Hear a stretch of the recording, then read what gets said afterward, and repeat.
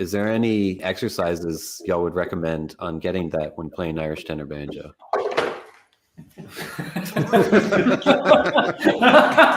This one's really good. Really, really strong biceps.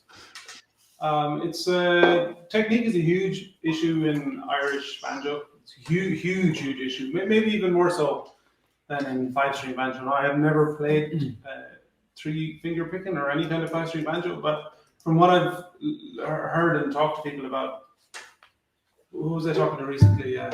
Tony Trishka, who said thumb, index, thumb, middle, and you got Cripple Creek. Irish banjo isn't as easy. So there's an awful lot required with your right hand. So you need to have a very good setup, an awful lot of relaxation, an awful lot of fluidity. So having the correct setup on the banjo is really important.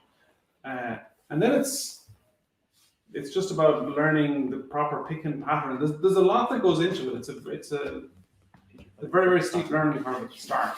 So the triplets are.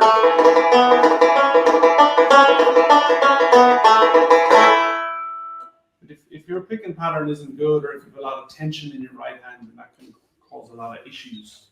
And both myself and Martin teach, or would have taught, an awful lot. And that's the biggest thing we've run into over the years, is tension in the right hand causes massive problems.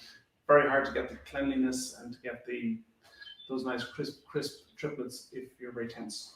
Yeah. Probably shares a bit with bluegrass mandolin, maybe, and like some classical guitar, like flat picking guitar. I mean, because when you sometimes see the likes of Brian Sutton or Sierra Hall or Chris Healy or Jay Workman, they all have like really efficient hands, really like without any tension in the forearm. And that's the same principle, like for getting the speed in, as Enda said. It's definitely key to be relaxed. And it's tricky because even all the years of practice, it still gets tense every now and again. And then you have to wage the mental warfare upon yourself to relax yourself. That's the name of our banjo. Waging mental warfare. Catchy title. Peter Pepper picked the proper picking pattern. Oh, nice.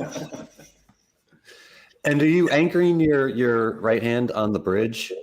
Not on the bridge. No, it's kind of anchored behind the bridge on the strings or on the tailpiece.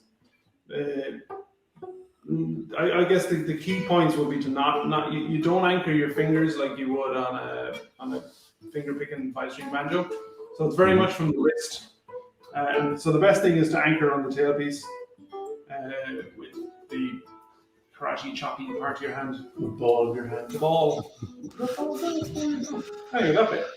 And then you're essentially covering. You're not touching the bridge, but your hand is covering the bridge. And a very neutral wrist and a neutral elbow are important so that everything is aligned and can move very fluidly and very easily.